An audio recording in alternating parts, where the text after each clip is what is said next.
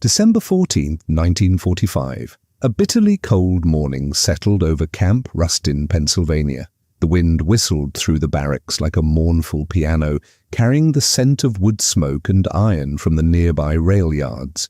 Inside, 32 German women shuffled in line for what they expected to be another ration distribution: thin soup, stale bread, the quiet weight of expectation.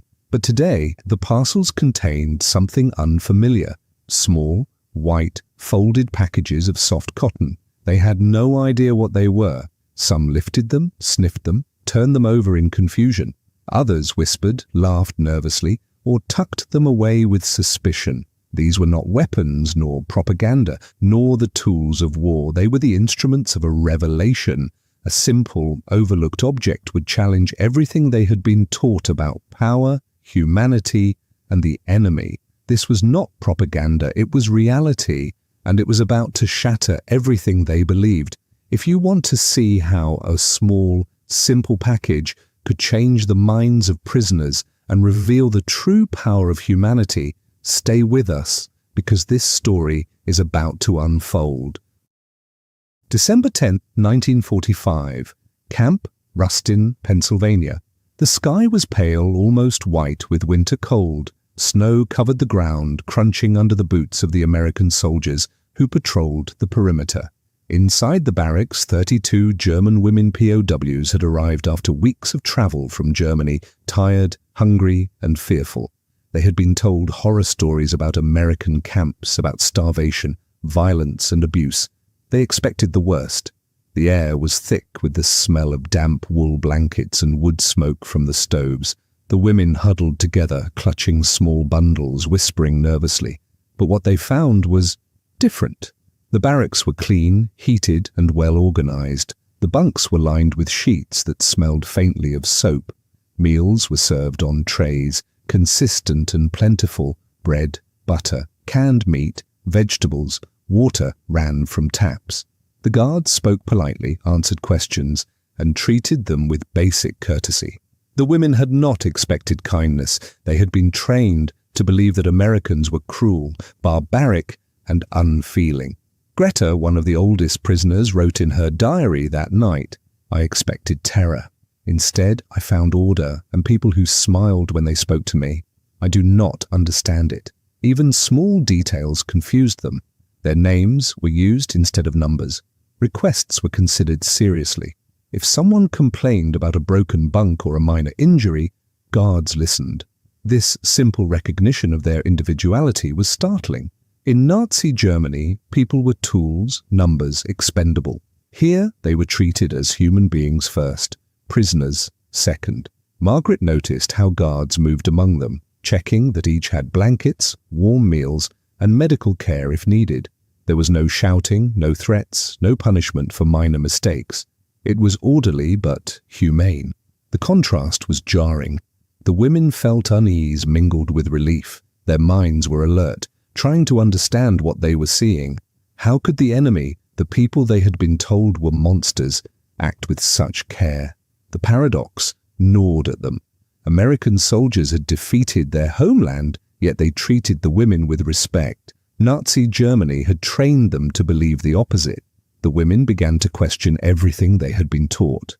Frida, sitting by the stove, whispered to Anna, perhaps everything they said about the Americans was a lie. This confusion deepened as they adapted to daily routines. Roll calls were precise but calm.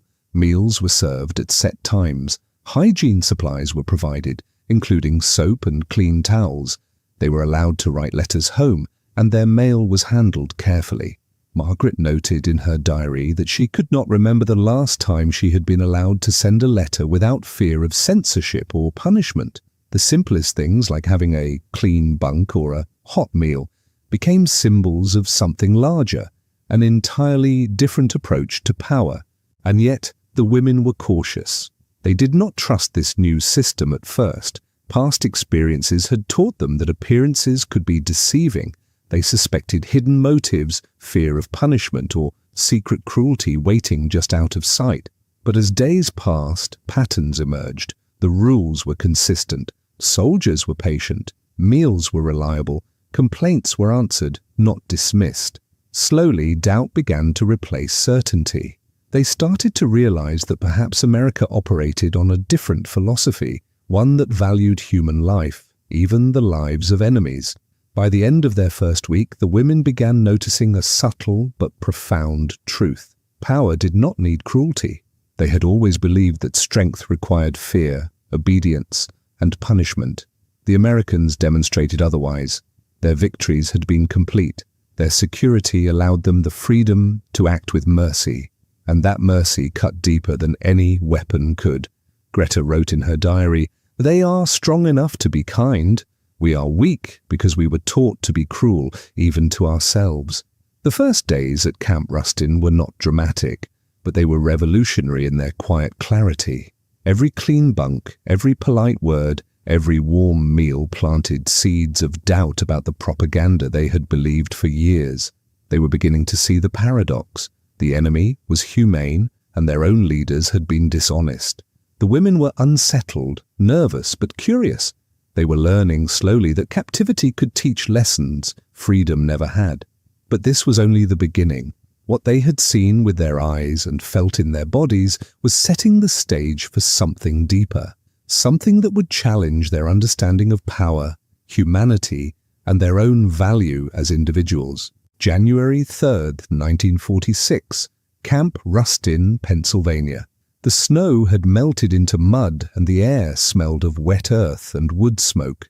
The women were starting to understand the routines of the camp, but nothing had prepared them for what arrived that morning, a small brown box of unfamiliar items. The Americans handed them out politely, explaining that these were for their health. The women stared at the packets, confused, whispering to each other in German. Margaret picked up one and turned it over in her hands. It was soft, white, rectangular. She had never seen anything like it before. It was a sanitary napkin. The concept was completely foreign. In Germany, the war had made access to such products nearly impossible. Most women had used newspaper, rags, or nothing at all. The idea that someone would provide a clean, safe product just because it was needed seemed absurd. Anna whispered, "Why would they give us this? We are enemies." Greta added, "We are supposed to be punished, not cared for."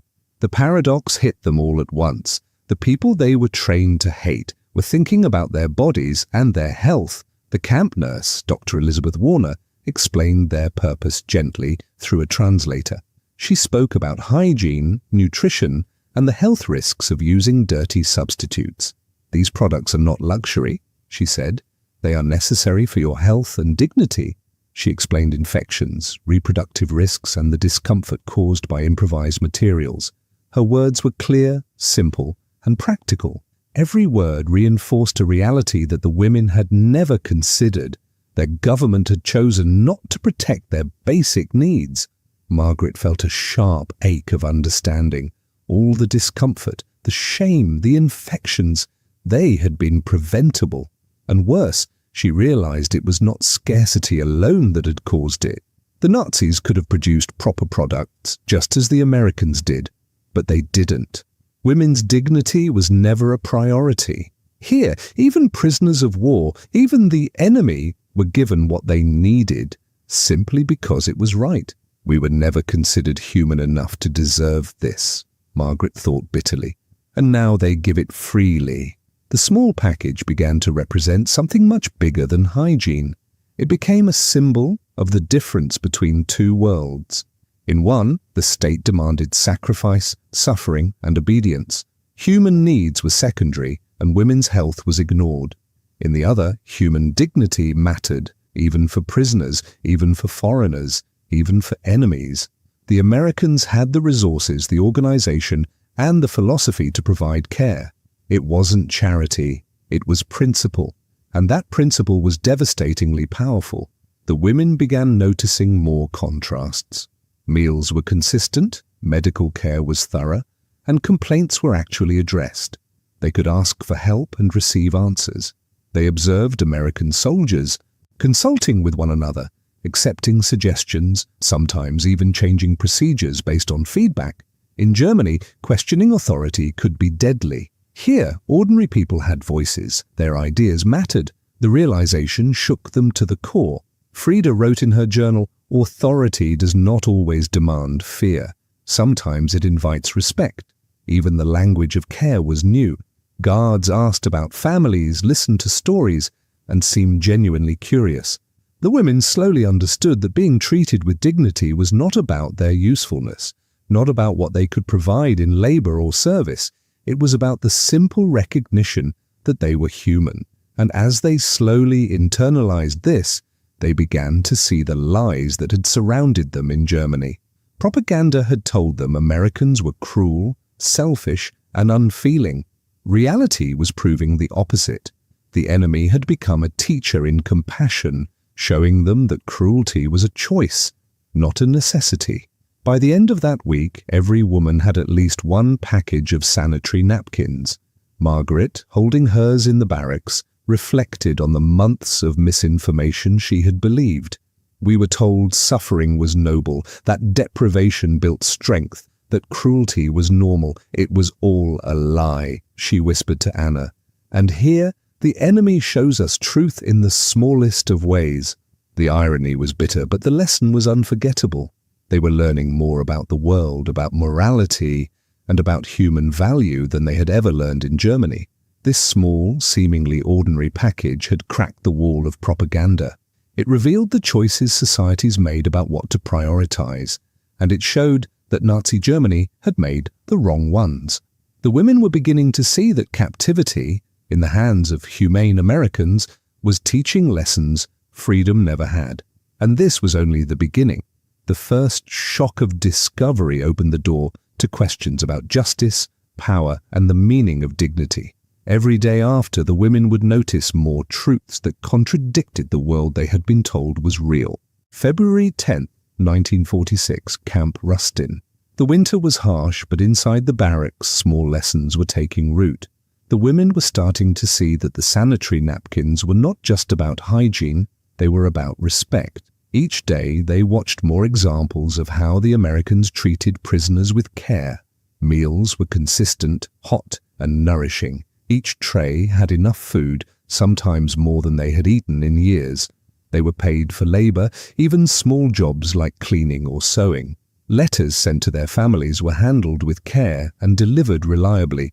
For the first time, the women realized that they were seen as people, not tools. Margaret wrote in her journal, "I don't think they know how powerful this is. They treat us with dignity because they can, not because they have to. It makes me question everything I knew." The paradox was becoming clearer. Power could be gentle. Strength could allow mercy. The Americans did not need to humiliate or starve them. They could provide, and they chose to. In contrast, Nazi Germany had relied on fear and cruelty because it could not afford compassion. Margaret remembered long days in the factory in Berlin, working endlessly, always under pressure, often punished for small mistakes. Here, even in captivity, she felt safer, healthier, and freer than she had back home. The women began noticing the subtler lessons too. They observed how American soldiers discussed plans openly. Sergeants questioned officers without fear. Different opinions were considered, even if they came from young or low-ranking soldiers. Greta commented to Anna one afternoon, "I see now, obedience is not everything. They listen, they care what people think." It was almost impossible to reconcile this with what they had been taught. Questioning authority was treason, disagreement punishable by death. Here, disagreement was normal, encouraged, even necessary. Margaret realized that democracy was more than just voting. It was embedded in daily life, in how people treated one another and worked together. Education came quietly but effectively. Books, newspapers, and magazines were shared freely. Margaret and her friends saw photographs of American cities, modern and intact despite the war raging overseas. They read about elections, debates, and freedoms they had only heard about in whispers. One soldier, a former college student, gave Margaret a pamphlet about the US Constitution. She struggled with the English but was determined to understand. She read about rights that belong to all people, free speech, freedom of religion, the right to protest. "Do Americans really believe this?" she asked one evening. "We try," the soldier replied. "We fail sometimes, but these are the ideals we aim for. And when we fail, people are allowed to say so and try to make it better." The women were stunned. In Germany, obedience was demanded, criticism forbidden. Here, people could speak, complain, and push for change. They saw firsthand that fairness was not just a word, it was a practice. Every small act of dignity reinforced the larger truth. They had been lied to about the enemy, about the world, and about their own value. Even ordinary moments carried lessons. Anna was helped by a guard to read her English newspaper. Frida discovered she could ask for medical attention without fear. Greta noticed that complaints about the camp's procedures were heard and sometimes acted upon. Slowly, the women began understanding that these practices were not random. They reflected a whole philosophy. A society could choose to value human life and dignity, even in wartime. These small acts of care revealed something that weapons and propaganda could never: humanity. By the end of February, a quiet transformation was underway. The women were beginning to internalize a new truth. Being human included having rights, needs, and dignity that no one could take away. Margaret reflected, "We were taught to see suffering as noble, but here they show us care. That is power. That is real strength." Each day added another piece to the puzzle. Every meal, every clean sheet, every medical check, every conversation, every small gift reinforced the growing realization they had been deceived. The enemy was not what they were told, and the world was not as cruel as they had believed. And as the days passed, they began to see that these lessons extended beyond the camp walls. They saw in small daily actions a model for an entire society, one where compassion and fairness were possible even amidst the chaos of war. March 12, 1946. Camp Rustin. Spring was coming, but the air was still sharp and cold. The women gathered in the barracks for a new kind of lesson, one that would leave an impression even deeper than meals or clean clothes. Dr. Elizabeth Warner, an American physician, was scheduled to give a lecture about women's health. It was optional, yet almost every prisoner attended. The room smelled faintly of disinfectant and chalk. The quiet murmur of curious voices filled the space, punctuated by the creak of wooden benches. The women had no idea how much this lecture would change their understanding of the world and of themselves. Dr. Warner began by talking about nutrition and hygiene, subjects that the women could understand easily. But then she reached the topic that would resonate most: menstruation. She held up a small, neatly wrapped package. "Many of you were confused when you first received these," she said gently. "But this is not a luxury. It is a basic necessity. Every woman deserves safety and cleanliness during her monthly cycle." The women stared at the package. Margaret whispered to Anna, "What is that?" Anna shook her head. None of them had ever seen anything like it. In Germany, they had used rags, newspaper, or improvised cloth. Some had gone without entirely. The concept that this could be provided freely and without shame was almost incomprehensible. Dr. Warner explained how poor menstrual hygiene could cause serious health problems, infections, reproductive issues, even long-term illness. She emphasized that in America, women's health was seen as important in itself, not just because it helped the state. "In Germany," she said, through a translator, "you were told that sacrifice was noble. You were told to endure. But neglect of women's needs is not strength, it is abuse." The women listened, stunned. The truth was hitting them slowly like ice melting. They had accepted years of suffering as normal, believing it made them strong, believing it was their duty. But here, in captivity, they realized it had been unnecessary. Margaret wrote later in her journal, "Everything I thought I knew about strength and sacrifice is wrong. This is not just about a product. It is about being treated as human." The small white package became a symbol. It represented a society that cared enough to provide for basic needs. It showed that dignity could exist even in hardship. The Americans did not provide these products to manipulate or punish. They did it because it was right. That simple act was more revealing than any lecture, any pamphlet, any propaganda. The women began to see the deeper contrasts between the world they had been taught to serve and the world they were experiencing. In Nazi Germany, their value had been measured by what they could contribute to the war effort. Health, comfort, even life itself could be sacrificed for the state. Here, even as prisoners of the enemy, they were treated with respect. Their names were used, their complaints were heard, their needs were acknowledged. Every small gesture confirmed a radical truth. Human life and dignity mattered. Conversations among the women grew more open after the lecture. Anna spoke quietly to Greta one evening. "I feel like I have been blind all my life. All we were taught, all we believed, it was a lie.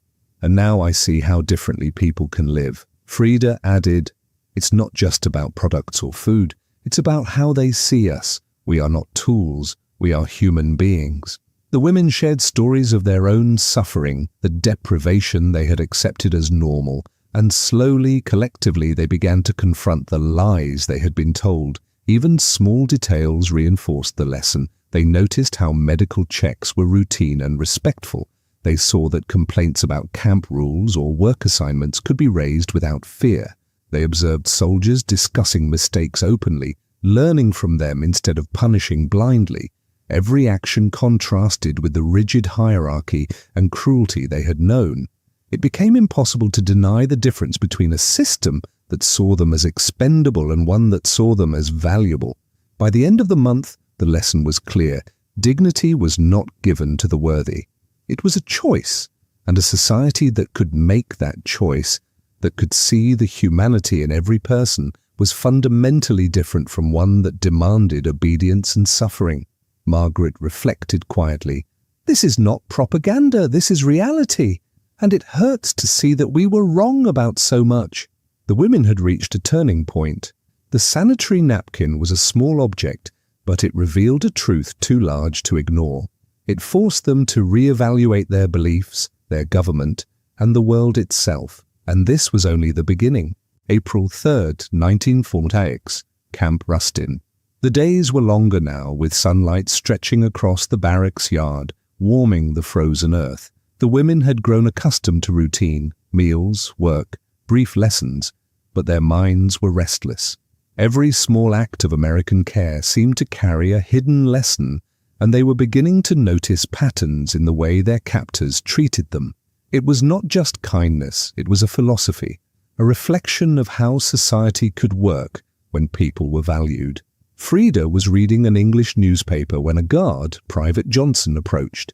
He had noticed her struggling with the words and offered to help her understand.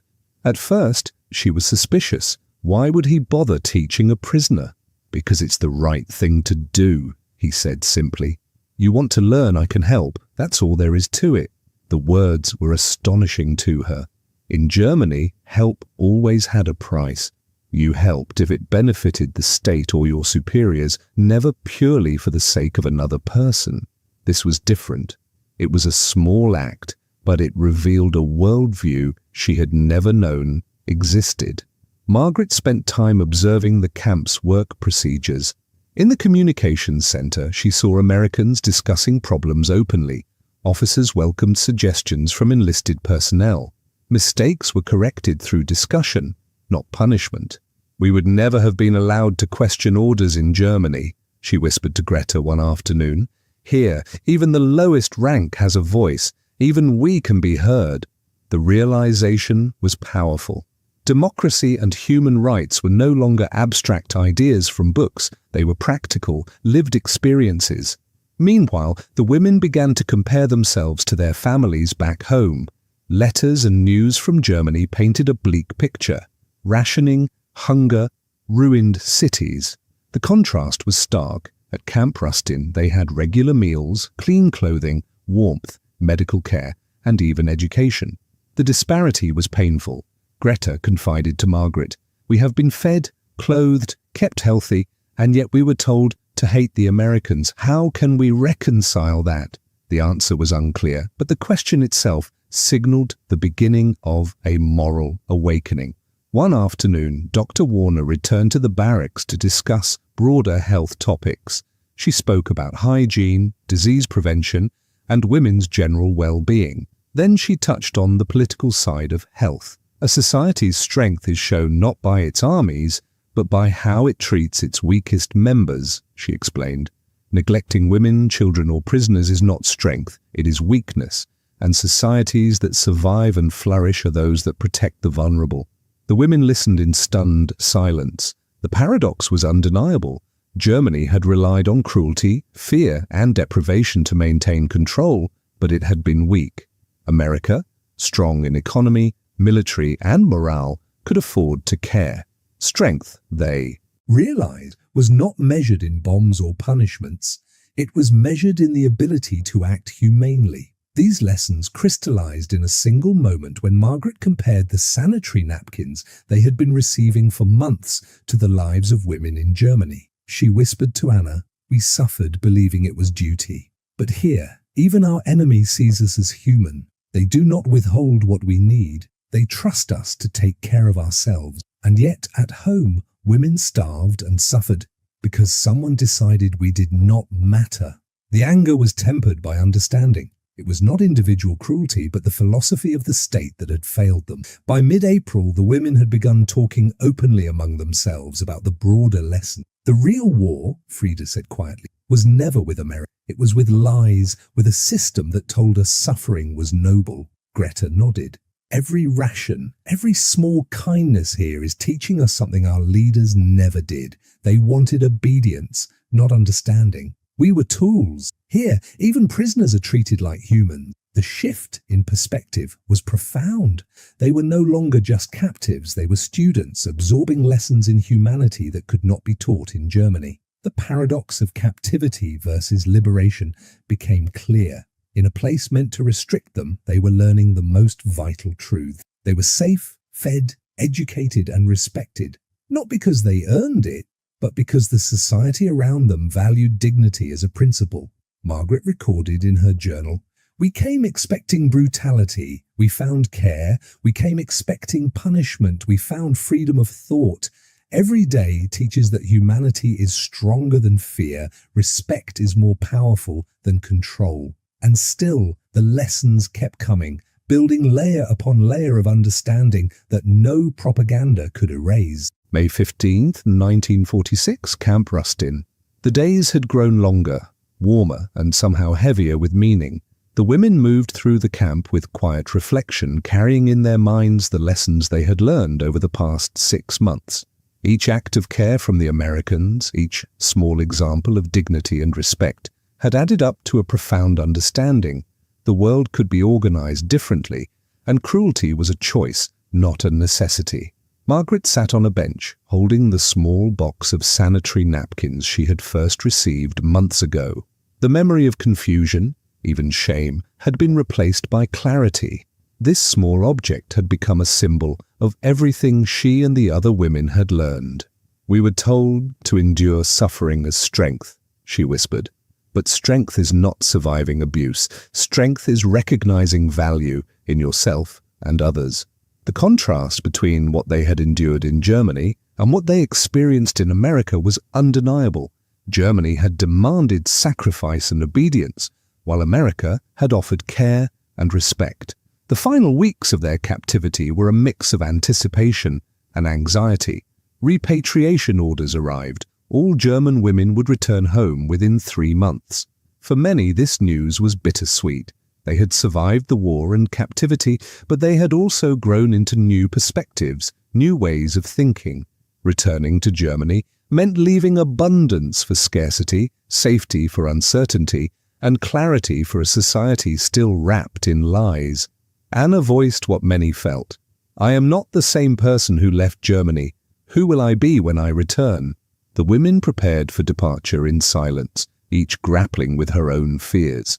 Some had considered staying in America, applying for immigration, wanting to build new lives where dignity was a principle rather than a gift. Others, like Anna, felt a duty to return to their families despite knowing they would face destruction, hunger, and hostility.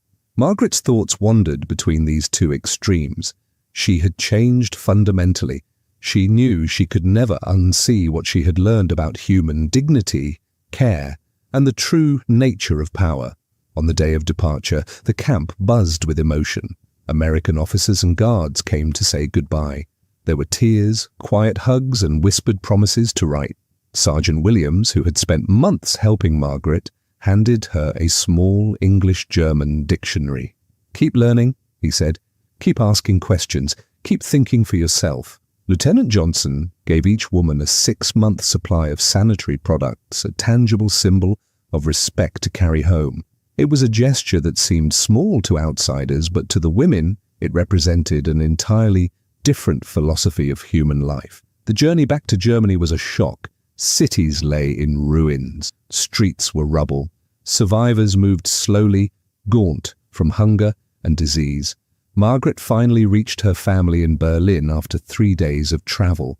The apartment building she had known was gone, replaced by a crumbling shell. Inside a basement converted into living space, she found her mother, Sister Hilda, and young nephew. The reunion was emotional, but the contrast was painfully obvious. She had grown strong, healthy, and educated in captivity, while her family had suffered famine and trauma. "You look good," Hilda said, words heavy with unspoken questions. Margaret replied simply, "The Americans fed me. They took care of me." Explaining the truths they had learned was complicated. The women knew they had been treated better by the enemy than by their own nation. They had learned about democracy, human rights, and the value of dignity. But Germany was not ready to accept these lessons. Some families reacted with suspicion or anger. Frida returned to find her son had died in a Soviet camp, and her grief was compounded by survivor guilt. The women realized that knowledge itself could be heavy and dangerous. Understanding the truth about morality and power carried responsibilities as well as burdens. Years later, the lessons of Camp Rustin endured. Margaret became a teacher, using her experiences to instruct future generations about critical thinking, propaganda, and human dignity. Anna carried her memories quietly, sharing them only with close family. Greta devoted herself to German-American friendship and reconciliation programs, building bridges between former enemies. Frida became a social worker, advocating for refugees and displaced people. Each woman, in her own way, had taken the knowledge that dignity was a right, not a privilege, and used it to shape her life and others' lives. The legacy of their experience was clear. Propaganda only works when people have no alternative reality to compare it with. Small acts, sanitary napkins, proper meals, respectful treatment, shattered lies and reshaped understanding. Societies reveal their true values not in speeches or slogans, but in how they treat the powerless. Germany had claimed moral superiority while demonstrating moral bankruptcy. America had made no grand claims, but its actions spoke of humanity and care. These women had come as prisoners, but they left as witnesses to a new way of seeing the world. They had survived, learned, and changed in ways that no war could erase. The story of the German women at Camp Rustin is a story of transformation. They arrived as prisoners, weary, confused, and shaped by lies. They left carrying knowledge, perspective, and understanding. They learned that dignity is not earned, it is a right. That propaganda can only survive when people are denied alternatives. That small acts of care reveal the true values of a society. They had come expecting cruelty and received compassion. They had come expecting lies and received truth. The paradox of their captivity revealed a timeless lesson. Humanity and morality are measured not by power alone, but by how the powerless are treated. They had come as conquerors. They left as students. In the end, America's greatest weapon was not its bombs, but its abundance, its principles, and its respect for human life. If this story opened your eyes to the hidden truths of history, hit the like button, subscribe, and ring the bell to explore more untold World War II stories. Witness the extraordinary ways humanity can shine even in the darkest times. Thanks for watching.